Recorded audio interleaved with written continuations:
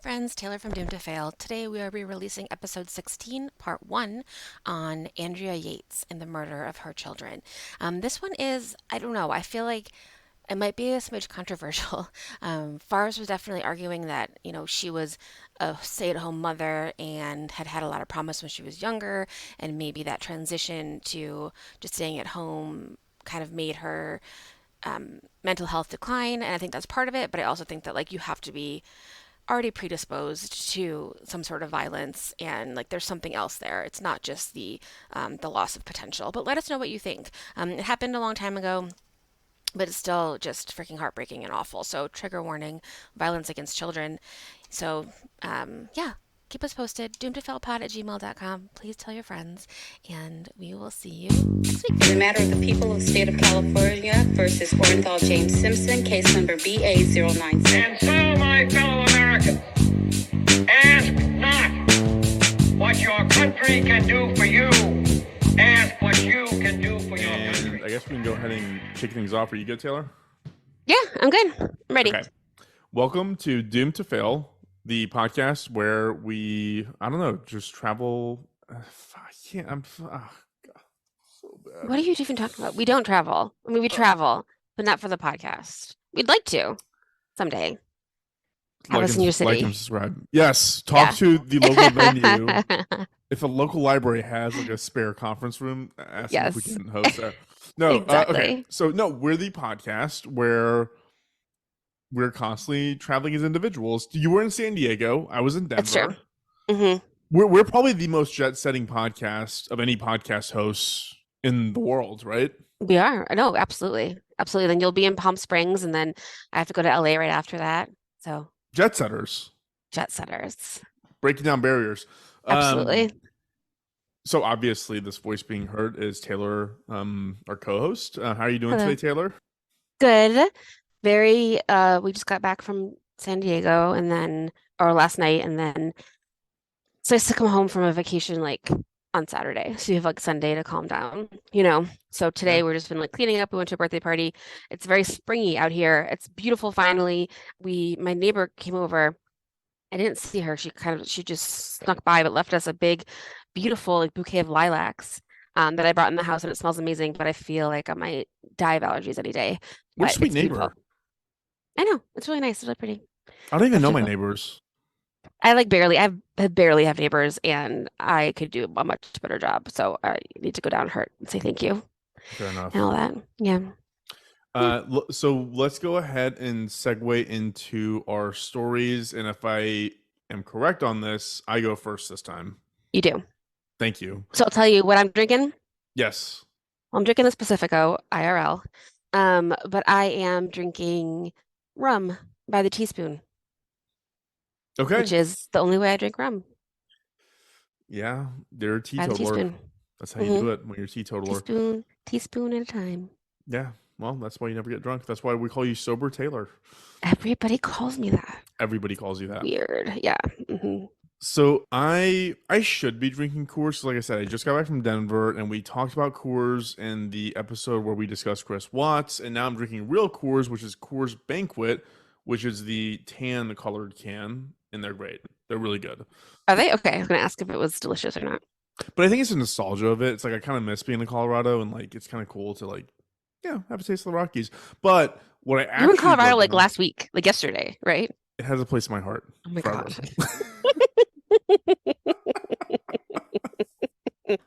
All right, continue. I adopt the personality of any place I go. But so realistically for today's drink, I chose Lone Star. Are you familiar with Lone Star? No, what is that? So it's a Texas specific beer, but it's probably the shittiest one. It's what you get when you can't afford Shiner or Ziegenbach. I don't know if Ziegenbach is still considered a good beer. It was when I was in high school or college. High school. I meant college. Whatever. Whatever.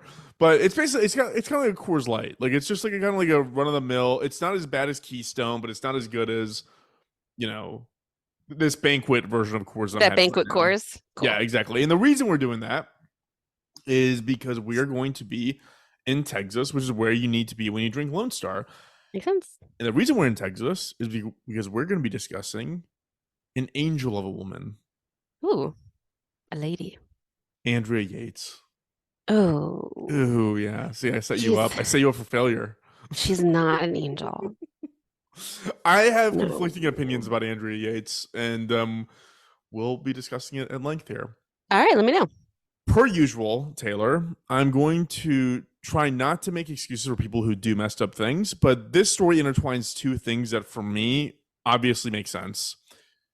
Devout religiosity mixed with mental illness equals bad Yeah, shit. yeah.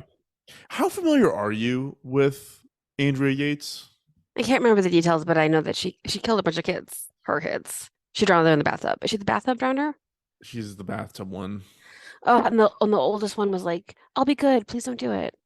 You know what's Right? funny is like yeah, you're right. But and I always mix this one up with the one who like buckled her kids in the seat Yeah, of the back car and then said like a a bunch of black guy did black it. guys. Yeah, An yeah. asshole. Yeah, Sure, it's I just shouldn't talk more about that because maybe that'll be the next one I do. we'll do it Uh, someday. so yeah, you nailed it. That's Andrea Yates, and that's what everybody knows about her. She drowned her kids in the bathtub, and I went pretty deep down the rabbit hole trying to figure out like what was going on with this woman and how this all came about. And I literally just hit on devout religiosity and mental Hmm. illness. Later on, I'm going to describe why I'm prejudiced, and I came up with that because Andrea Yates has a unique distinction where any pet issue you have, you can attach to it. It's spousal abuse, it's loneliness, it's a women's place in society today, it's mental. It's like everybody can attach an issue to it, and mine are Yeah. religiosity and mental illness. So there we Hmm. go. Hmm. On one episode of last podcast on the left, you might remember Henry said something that I'm gonna paraphrase and probably semi butcher here. He said something to the effect of religion turns dumb naive people into dumb violent people. Yeah. You remember that one? No, but I get it. But I agree. Agree to agree. And that's kind of like what I kept thinking about as I was reading this. And you know what, Taylor, just look up the Yates family. Okay. I don't want to. I'm sad. I know the Okay. kids make me sad to look at, but Andrea and the husband, his name's Rusty, we're gonna get into, are it's interesting when I look at them because they just look so average. Just Yeah, yeah, yeah. painfully average. Absolutely. I have like no desire. I mean, I guess I should. Like, I know a lot of people, like my brother-in-law and his wife, they always get like family portraits done, like nice ones, and we just like never done that. I just feel like that'd be weird if I like dressed up and like went to You're Sears. way too cool. You're way too fucking cool for that. That's like what lame people do. Look at the picture of Andrea Yates and Rusty and tell me that you belong in a similar photo lineup as they do. No, I don't. Oh, those beautiful boys. Yeah. Okay. Okay, go ahead. So in the case of Andrea Yates, I think it took a repressed and depressed person and turned her into a violent and numb person. That's what I get when I look at those pictures of Andrea Yates is like there's just nothing there. Like she's Yeah. smiling, sure, but like in the eyes, which I know you don't agree, I just don't see a lot of life behind those eyes. Like there's something like Hmm. the guy's he's loving it. Like he's scored. Like he's doing great. I don't see that in those Yeah. eyes though. Is she like, she doesn't have a job, right? She just like stays at home.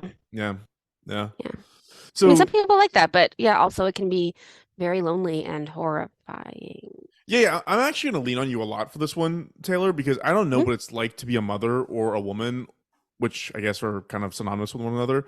No, Or different, but it's hard. Yeah. well, I should have said woman and then mother, whatever, doesn't matter. And then Yeah. also be like our age range because I it's gotta be kind of in her case awful. I know that there's a lot of happy mothers out there, but they also didn't have 5 children with the goal of having a lot more than that. So like Ugh. at Gross. 36. That's So too many children. No, I mean, it's different for everybody. It's not, I don't think it's not super easy for anybody, but you just like have to figure it out. Like, I have a great husband, so we split everything, but other people don't. And like, that could make it a lot harder. yeah. I also like, I don't know if I told you this, but someone that I'm connected to on LinkedIn like started a group for like dads who it's like it's hard to be a dad and have a career. And I was like, this is fucking cultural appropriation. Like, go fuck yourself. It is not hard for a dad to have a career. Like when you have kids, like women's value goes in the workplace, like they get paid less.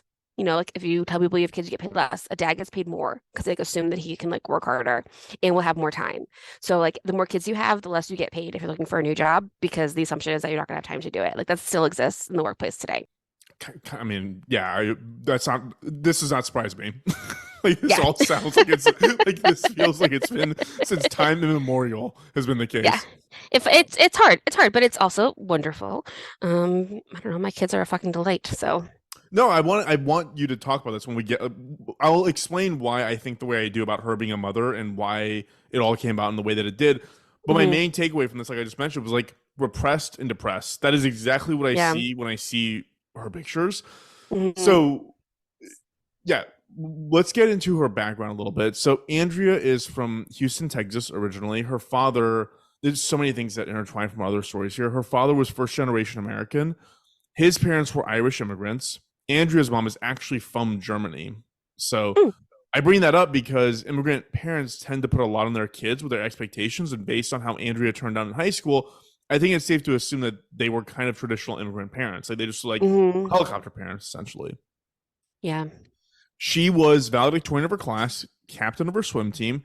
She Wow. was a leader in some way, shape, or form in the National Honor Society at her school, and was Mhm, just generally seen as an all around great student, kid, student athlete, classmate, you name it. mhm, I would I would say that she's the girl that if you met her in high school, you'd say, "Oh, she's gonna go places. Like she's gonna be someone," you know. mhm, mhm.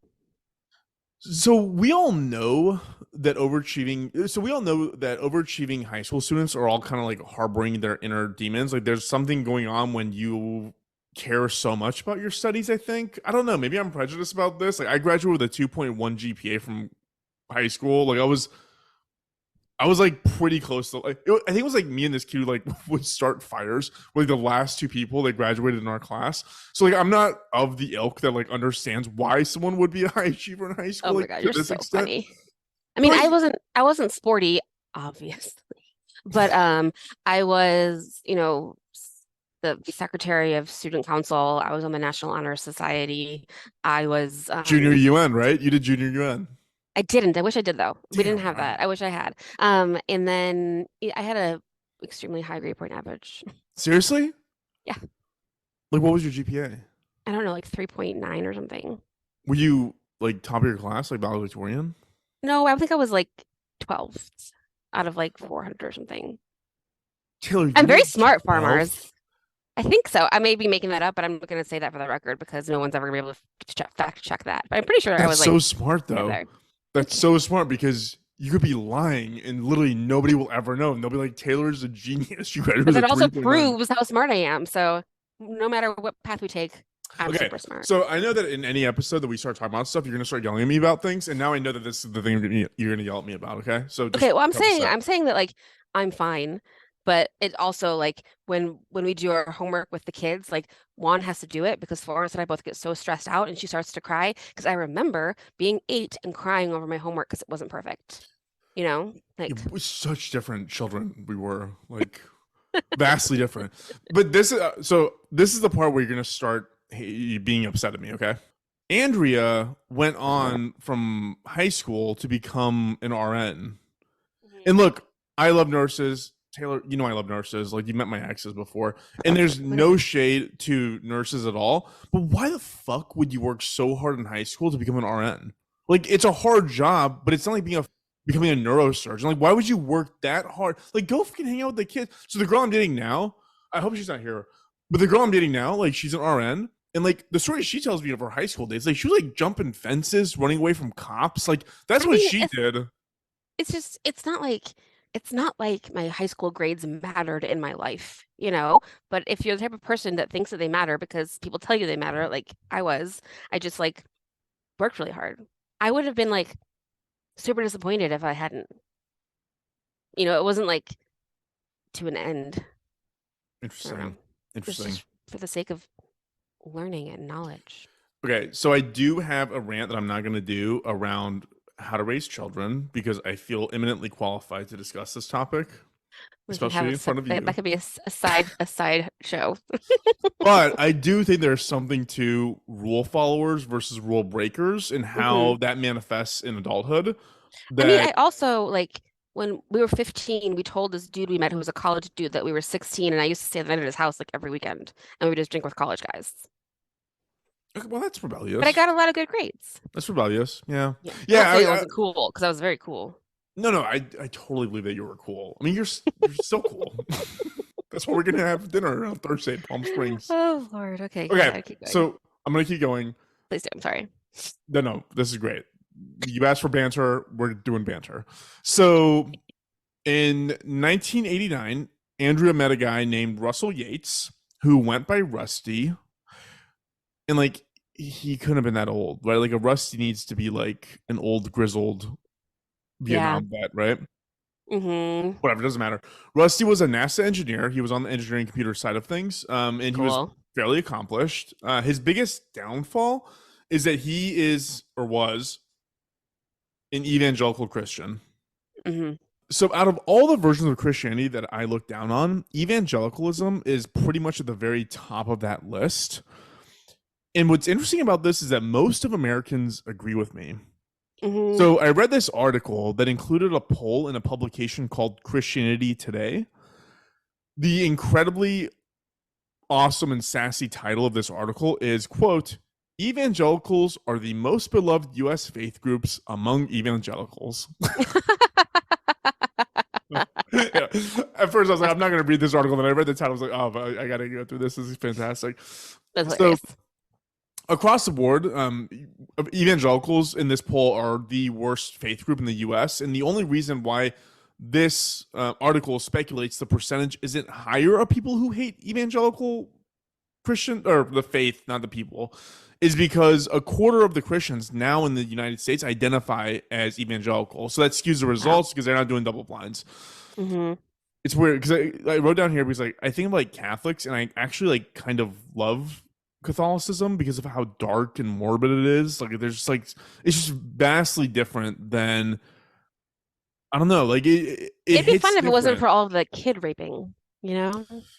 Yeah, I'm not gonna disagree with you. I'm not gonna record. But I understand. I like the ceremony of the pomp, the drinking of the blood. Yeah, yeah. That's It's fun. like really macabre Looking and at kind the of cool. Yeah, naked dead guy. Yeah. yeah. Like and Jesus is ripped, right? Like he's Hmm. jacked and ripped, and it's like none of it makes any sense, but it's so cool. Yeah, yeah. By contrast, evangelical to me, like it is. I know this is another thing you disagree with me about. So I look at evangelical Christians the same way I look at like woke progressives, in that their Hmm. belief system doesn't actually seem to be rooted in like reality so much as it is rooted in performance art. That's truly how I That's feel fair. about woke progressives as I do with like these folks. Most of the beliefs in evangelical Christianity are why Republicans today are the way that they are. I mean, they are. Yeah. I don't. So I should have done my research on this. I didn't. There was an amazing podcast. It had to have been Freakonomics or This American Life, but they did this amazing podcast on evangelicals as a voting bloc and Hmm. how that was literally the thing that saved the Republican Party when Reagan was Yeah. coming up. It is a Yeah. massive component of why conservatives are the way that they currently are, Hmm. being rooted in the faith structure. It's also rooted in the infallibility of the Bible, and also it's a very U.S. centric religion as well. Hmm. So I thought about like manifest destiny and how like we're the best because we're Americans, that type of thing. Hmm. Long story short is like Rusty was evangelical, which is horrible because they are shitheads and their Yeah. belief system is a joke. Yeah. And most of Americans who are not evangelicals agree with me on that sentiment, as Yeah. Christianity Today cited in their hilariously titled article. That's funny. That's Christianity Today. That's like, fuck those guys, Yeah. essentially.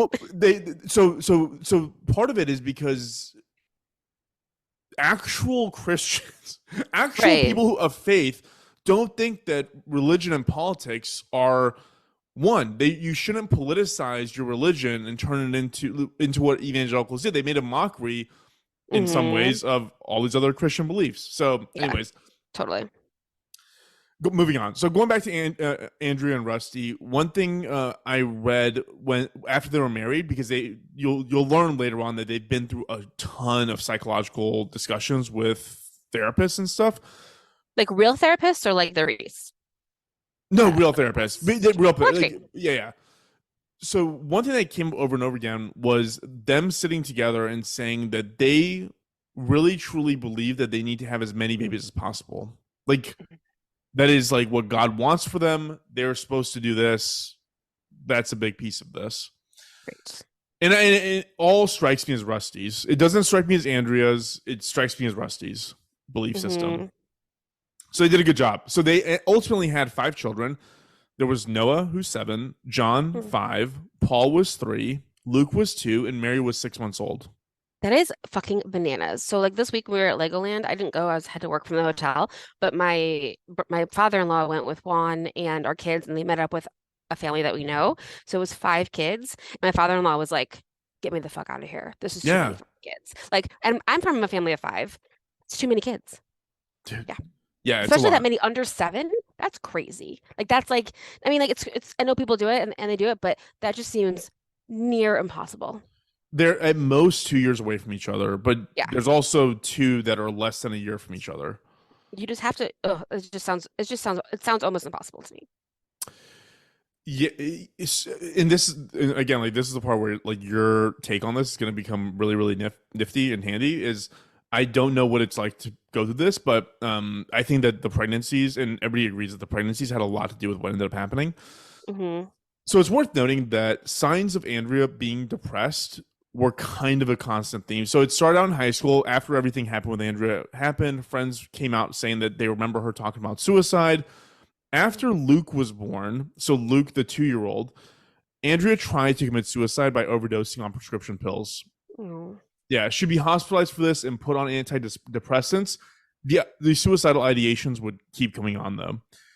She'd eventually be put on a cocktail of medications, which did seem to stabilize her to some extent. But the problem was they kept getting pregnant. And she couldn't be on meds when she was pregnant because it would come out in the milk or something. I don't know Well, scientifically how this so works, but you have to be careful with what obviously when you're pregnant, you're like, you have a baby in there, so you shouldn't like binge drink. You can have like a glass of wine every once in a while. That's not going to kill the baby. And after you have the baby, like you can have a glass of wine and that's not going to kill the baby in the milk either. But I have been taking Zoloft for like 12 years. And they said that like it's okay to use it when you're pregnant. And I tried to get off of it when I was considering getting pregnant for the first time, and I was like, no, like fuck this. I'm depressed. Like it was too much. I need to be on it. So I just stayed on it through both my pregnancies. So there well, are safe things that you can be on. they might have had different opinions on that 15 Yeah, years it was ago. the 80s. Yeah, totally. Like the 90s or whatever. Yeah. So no, this was 2001. So I mean, it was still Yeah. a long time ago, but like Hmm. how people perceive medication for pregnant mothers changes, I'm sure, Oh over yeah, time. totally. So I will say this: this is very counter to my normal personality type. Normally, I would be talking shit on Rusty constantly. You saw his picture, super generic dude, evangelical Christian. I don't really want to do that because I don't know subjectively what he was experiencing as part of this. Like, I think that he Hmm. looked at things as like, my wife's crazy, pump her full of meds. Hopefully that'll work. And but then I look at it, I'm like, what else do you do? Like, I mean, back then, how does a husband treat their wife in this situation? Like I don't. Yeah. I look at it within the context of the time that we're in, and I'm like, today, obviously, you have access to people. You could talk to people and like research things. Like, oh, I need to do this with my wife. I should do that. But like back then, it's like you had nothing. Like he's just like a generic dude. Like I'm working every day. And my wife is nuts. I'm just gonna pump her full of meds, and that's basically it. Hmm. And he seems to be like advocating for mental health And nowadays. he did back then, Hmm. but not but in like in like a weird traditional 35-year-old husband in the early 2000s kind of way. Like it was just Yeah, like not like he wasn't like an empath by nature. And a right. lot of this I look at this and I'm like, dude, like you turn this woman into like a baby factory because of your religious beliefs. Yeah. It's like so many women are depressed after they have a baby. Anything that messes with your hormones like that, being on birth control in general, like all those things, like can make you crazy. So Like, so it's a real that thing. Taylor's actually that only affects 1 in 10 women. That's postpartum. What she Yeah. had is called postpartum psychosis, Oh, which that's affects even a worse. very, very, very small subset of women. And Rusty was just ill-equipped to understand. They're like, Yeah. yeah, my wife's crazy. It's like, no, no, no, dude. Like, she's like dangerous. Like, it's not just Yeah. crazy. She's like dangerous at this point. My thing was Hmm. all like, dude, stop like being this guy and just hire a babysitter for a week. Take your wife to Hawaii. Like, let her experience Yeah. a different lifestyle, different like. Can you imagine this shit? Like, this is the part where I don't understand. Where like, wake up every day is the same. There's five screaming babies. I got to nurse three or four Hmm. of them constantly. Like, how horrible of a is that a good life? I don't know. There's people who love it. I think legitimately. My mom did it. My mom, well, we were like 12 years, stretched out through 12 years, but she stayed home with us and she loved it. So, a lot of people, that's what they want. That's their dream. It's not for me. Like, I have no desire to homeschool. I have no desire to stay home with them. I really like them, but like, I think they should be out. I think we should be separate during the day, But I think there's people who genuinely do like it. And that's like why I thought about like Andrea's inner childhood of like I did all the right things. I made the best grades. I did this, and then Hmm. I married a man who has a great job, and he's gonna take care of us, and he wants me to make kids, so I'm gonna make it. It's like she just did everything everybody else wanted her to do, and then like Yeah. she wakes up and like this is her life. Like how Yep. fucking sad would that? I mean, I don't know. I'm making excuses for it again, but whatever it is, what it is. Yeah. So this crime, what we're talking about here, happened 22 years ago. So she was 36 years old. You're 36. You got five kids. That's your and coincidentally, there was plans to have more, both before and after the murders happened. I'll get to that in a What? minute. I know, Oh my I know. God. I'll get to that in a minute. It's absolutely insane. So in mid 1999, Andrea had more mental breakdowns, more suicide attempts. I have heard that doctors and researchers don't know why certain antidepressants work and why others don't. The brain chemistry is a complicated thing. They Yeah. put her on some complicated mix of cocktails that seemed to work, but occasionally it would stop working. They would change her cocktails and put her on something new. It seems to be a consistent thing with like mental illness and all that stuff. That's what you get with a 2.1 GPA when you're describing neuroscience. It's complicated shit. It Um, is. so she had another suicide attempt in mid 1999. Rusty apparently walked in on her trying to slice open her wrists. Oh, Jesus. Yeah, she was again hospitalized, and while being treated for this attempt, Andrea is quoted as saying, like, Taylor, this stuff is so scary to me because, like, it's like you're hearing someone's, like, demons come to the forefront. Yeah. It's so fucking scary. And then you look at the pictures of them smiling. It's like, I'm going to talk more about that. I'm going to compare it to a movie that you know, and then we both love. She was quoted as saying, while being hospitalized here, I had a fear I would hurt somebody. I thought it better to end my own life and prevent it from happening. There was a Oh. voice, then an image of a knife. I had a vision in my mind. Get a knife. Get a knife.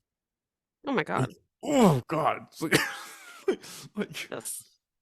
so yeah. So like I said earlier, Andrea was diagnosed with a much, much more severe version of postpartum depression called postpartum psychosis. I Hmm. wish I remember the numbers on this. 1 in 10 women get postpartum depression. It was something crazy. It was like one in like 10,000 or 100,000 get postpartum psychosis. It's like a very exceptionally rare Hmm. diagnosis.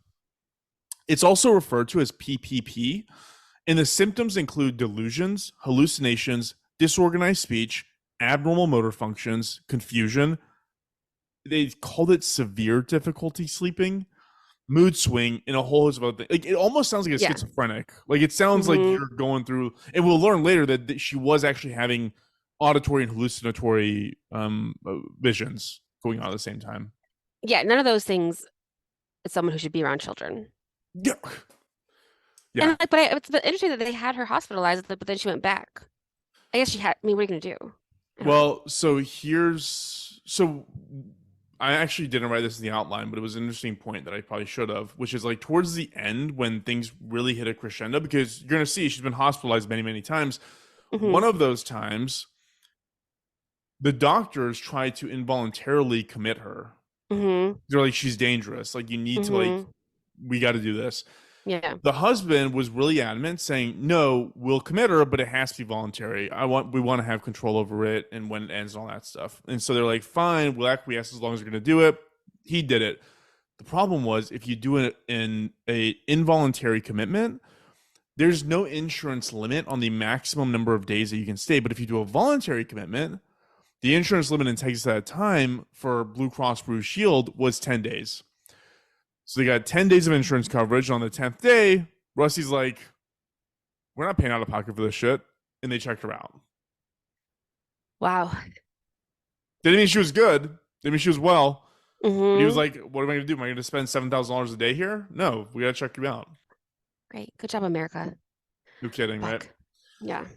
So her psychiatrist during this time told Rusty to not have any more children. So yeah, she went to a psychiatrist, and this is severe diagnosis. Like this is not a joke Yeah. diagnosis. The psychiatrist is like, "Guys, y'all really, really need to not have any more kids. Every time she has a kid, you are only going to exacerbate the PPP." 7 weeks later, she conceived the fifth child, Mary. Oh my God. Yeah. Stay away from her. Look, I wrote down here, like, this makes Rusty sound awful, but when she was hospitalized, it's also worth noting that, like, nurses talked a lot about how diligent and supportive he was. He apparently went to work with, like, binders of her medical diagnoses Mm-hmm. with him, so he could, like, research things on the side. He was always by her side whenever he wasn't at work, and would regularly raise a fuss if she wasn't getting what he thought was adequate care. So He he tried. definitely wasn't well equipped to understand the dramatic ramifications for this, but he Yeah. tried. And how So could you imagine?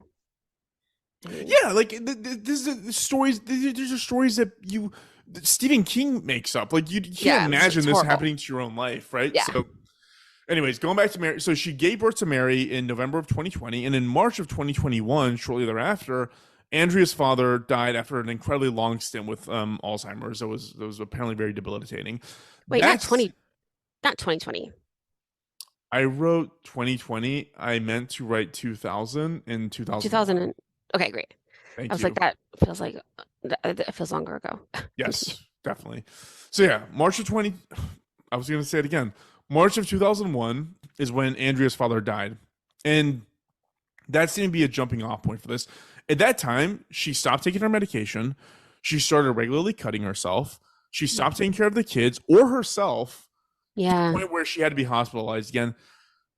I keep picturing, like, what was this house like? If you're Rusty, who presumably is normal, Mm-hmm. what is his house like? Yeah. Horrifying. Like, it sounds like a vision from a nightmare. Mm-hmm. I'll never find this again, and you know what? I'm probably gonna go post on Reddit to figure out what this was. There was a video I watched like forever ago where it was a show or a TV show or a movie. It was a clip of some sort, but there's a man in this like room watching TV and ignoring his wife, and the wife keeps Mm-hmm. trying to get her to pay attention to her. He doesn't, so she goes in the bathroom and breaks the glass window or the mirror, and then starts cutting her face with these shards of glass, and goes out and says, "Will you pay attention to me now?" Like, do you know what I'm talking about? Ugh. No, that's Yeah, I, horrifying. I need to figure. I need to find this because I saw it forever ago and it's been etched in my memory. I probably saw it like 25 years ago and I still can remember this to this Oh, day. totally. But That's a horrifying scene. Oh my God. yeah, it was. But No. like I kept picturing it when I was doing research for this. So, anyways, so again, Mary's born, father dies, she goes back into like this state that she's in. After being hospitalized, got released again, and a month after that release, experienced another episode where she became catatonic. Like Wow. she's starting to almost come across like she's possessed. Mm-hmm. She later would tell police that on this day, she filled the bathtub with water and just stood there staring at it. Mm. Like just stood there staring, not saying Mm-hmm. anything, probably not even blinking. And she did also mention later on that she thought that what she was thinking about while she was staying there was killing her kids that day. Oh That my was all God. she did. Again, she got Rusty came in, found her doing this. She got hospitalized again, and then she goes over to the psychiatrist ward. By this time, it was pretty clear that Andrea was for sure suicidal and for sure incapable of caring for Mhm. herself or the kids. Rusty was actually told by her doctors to never leave her alone, and definitely never leave her alone with the kids. Oh my God. Most of the time, Rusty didn't.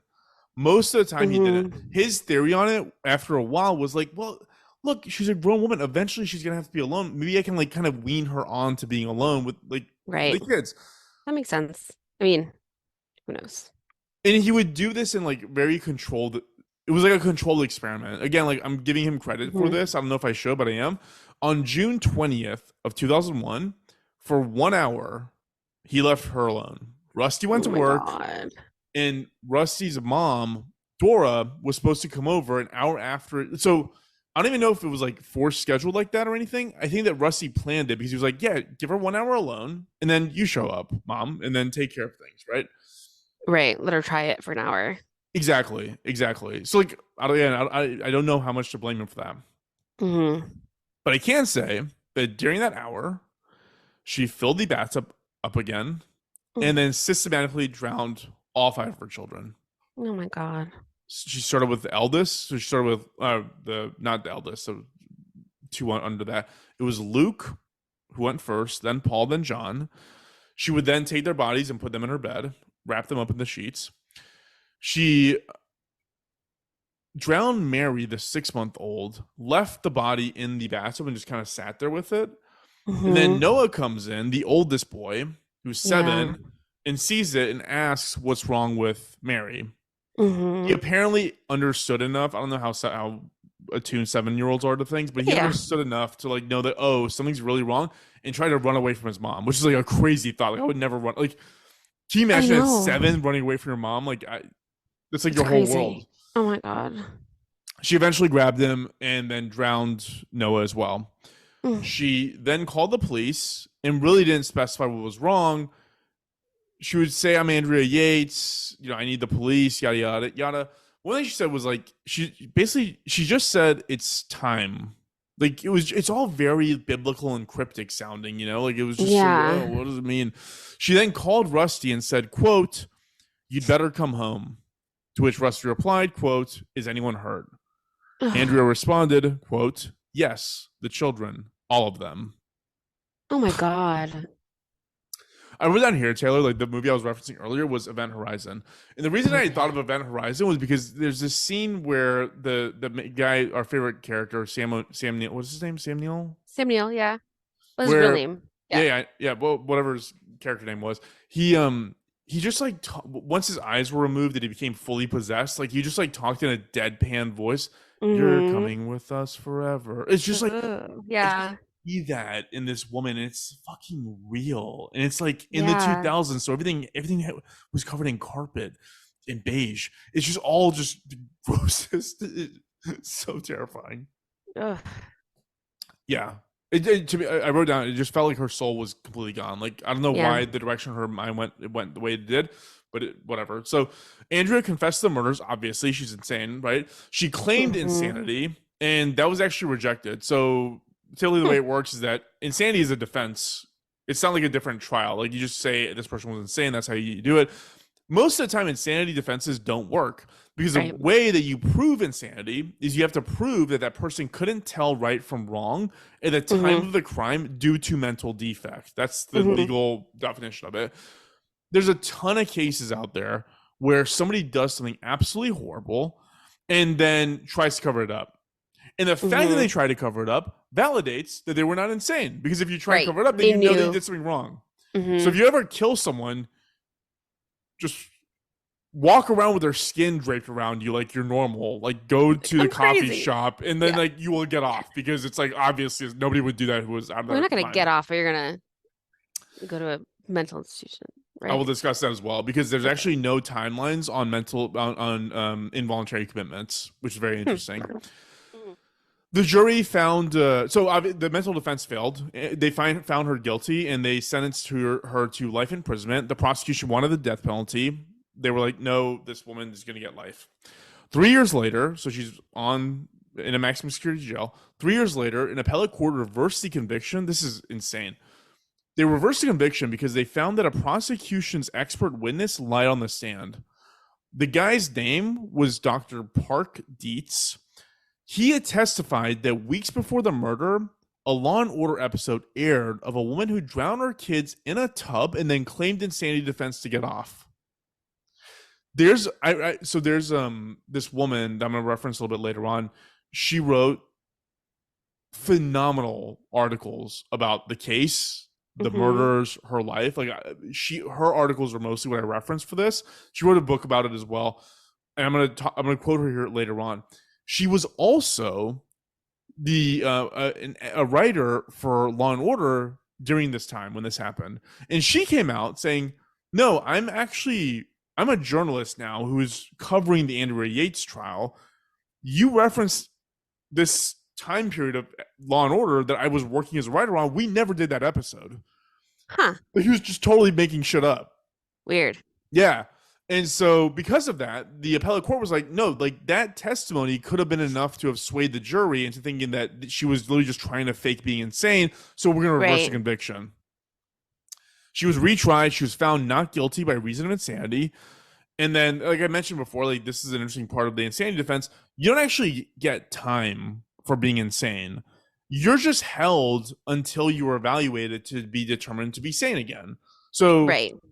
that could be a month, a year, never. It's Forever. totally, Yeah. yeah. And so that's where she ends up. She ends up in a mental facility in Texas. It's a minimum security facility. And every year she gets to come up for review to see if she's healthy mentally enough to be released. And every single year since this would have been 2005, she's refused to go undergo her review.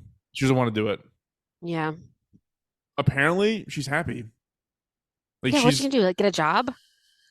like apparently. So as far as I understood it, like she's just like numbed, right? Like she's just on medication, Mm-hmm. completely zonked out, and is just like just sits there and like it's like the chief and one flew over the Yeah. cuckoo's nest. There's another ancillary piece of this, which is like the blame component of it. Like I said, I talked a little bit about Rusty, but everybody kind of blamed everybody else. So the doctors blamed Rusty because they're like, we told you don't leave her alone. We told you to involuntarily commit her. Mm-hmm. Like, but I will say this: the doctors never actually said that they thought that she was a danger to the kids. So they had Hmm. an option to choose these like multiple checkboxes. Is this a person a danger to herself? Is she a danger to her kids? Is she like so on and so Mm-hmm. forth? And they didn't check the danger to the kids part. And so Hmm. they could have escalated this outside of Rusty's control if they had done that, and they just Mm-hmm. didn't because I guess they didn't think it was that serious. Wow. Most people though blame Rusty. Almost all of them. Yeah. They blame his desire for kids, how quickly he wanted to have them, how quickly in succession he wanted to have them, the religiosity of everything that was involved gave this like Mm-hmm. dark component to this. Most reports come out and say that if it wasn't for the kids, this well, obviously this wouldn't have happened. Well, yeah. I mean, Obviously. obviously. Yeah. But like my point being like if it was like you're a nuclear family, you have two kids, Yeah. probably not gonna happen. Right. Uh, on Man. the on the religiosity side, so also the other part of this, the media also blamed religion. Everybody blamed whatever. Everybody blamed everybody. It's worth noting that Andrea noted that she didn't think that she was a good mother, and then part of what they think was like in her head of this was like, my kids are going to be like wicked sinners, and their immortal souls won't go to heaven if they grow up because they're going to be terrible because I'm a terrible person, I'm a terrible mother. Killing Aw. them will save them from damnation. That's another piece of this. Damn, there was a really important piece of this that I forgot to put in here. What I didn't put in here that was really interesting, and this was part of the article I read, and the woman's name, the one that I mentioned earlier, her name is Susan O'Malley. She wrote that Rusty thought Andrea's gonna get off. He was at the trial every day. Mm-hmm. He thought Andrea was gonna get off and was already starting to plan having more kids with her. What? That's Yeah, crazy. Like, yeah, like she's what, gonna go home and be fine? But yeah, I don't get it. That's really weird. Like that. yeah. Did he get remarried? he did. So he filed for divorce once she came out of that maximum security prison and went into the psych ward. He filed for divorce and was granted that divorce. It would have been 2005. He remarried a woman, or he married a woman named Laura Arnold, and then she filed for divorce from him in 2015. They have one kid together. So Hmm. he stopped. Yeah, that means he Being had so, 6 kids. He had 6 kids in total. That's nuts. wow. So, like I said, I'll shout this woman out because I actually think that her work was like incredible. It was incredibly easy reading. It was incredibly thorough. It was awesome. So the article that she wrote is called "A Cry in the Dark." Her name is Susan O'Malley, and one thing that she points out about this case, which is I think one of the reasons why it's so persistent in terms of like being top of mind for people. She wrote down that each of us sees in the Yates case our own issues: the death penalty, children's rights, women's rights, men's rights, rights to the mentally ill, religious rights, or just plain righteousness. And that's like a really, really good point because like a lot of, I hate to say it, like a lot of people kill their kids. It's not like that rare of an occurrence. Like it Yeah. happens. But this one was really, really unique because the number of children was crazy. And then Mm-hmm. there's so many other things were going on there. So much just emptiness and sadness and like just I don't know. Yeah. And it still persists. And I think it's gonna be one of those cases that we like think about forever. Like it's just Totally. Like always on our it brings conscious. up just such a terrible feeling, you know? Like I always think of that poor last kid who was like, He was old enough to know what was going on. and like saw his sister dead in the tub and like ran away, you know? Poor baby. That's So so bad. scary.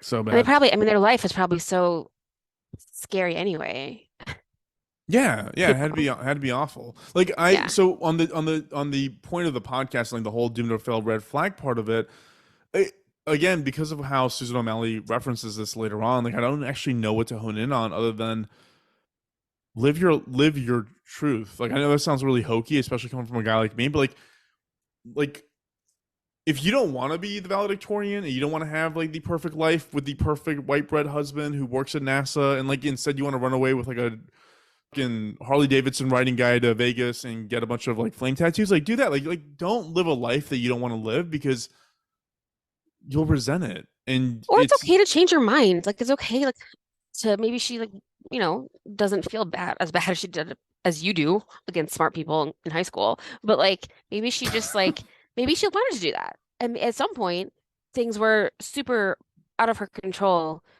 bad because of her diseases. no, well, so okay, so this is the rant that I didn't do earlier that I'll do now is like if you if you don't have the muscle in you that is like I'm gonna do what I want and fuck what everybody else wants me to do, I'm gonna rebel. If you just don't have Mhm. that muscle in you, you can't expect someone to just like pick that up and learn it at some point, right? Totally. That's why like I'm gonna be the I gotta be the best. I gotta be the valedictorian. I gotta do this. It's like you just don't. She just didn't have it. She just didn't have that muscle in her of like Hmm. I'm just gonna do what I want to do instead. And I don't Like, know, man. well, If then like I think part of like the part with like postpartum depression and that stuff is like you have in your head, you're like, I'm supposed to want this. Why do I feel this way? You know? And then you feel like a failure. maybe that my Yeah. takeaway from it is like yeah, just Like, what does she say about it? Does she say anything? Andrea. Yeah. No, dude, I'm pretty sure she just stares at a corner of a wall forever until Yeah. she dies. No, like my take on it was more like be cool with your kids, like rebelling and like that's healthy. It should be a good thing, and like they're Like more check in likely with to like them, be like, are you okay? yeah It yeah sounds that's like, you know? listen. I'm gonna write a child. I'm gonna not a child's book. I'm gonna write a child rearing book, a Oh, guide on great how to idea. raise children. And it'll be Perfect. available in every swamp and sewer that has books, probably. But That's what the world is asking for. more fars. Um, What does this childless 30-something-year-old man have to say about raising kids and how hard it is? you know what I noticed? Taylor's like this chair is like super squeaky today. Uh-oh. Can't even imagine what's coming. I didn't Anyways, hear it. so we are. So that's my story. Wow, that's It's so sad. yeah, it is. It's sad. It's fascinating. It's fucking scary. It's so scary to me. It's like every horror possession movie I watch, like this is it. Like this is Yeah. except it happened. Like Yeah. anyways, but onto your side of the equation, I'm gonna pull out my teaspoon of A rum. teaspoon of, do you have do you have measuring cups? No. Definitely not. Just curious. I'll grow up eventually and get spoons that measure things, but not quite yet. Yeah, you don't need to.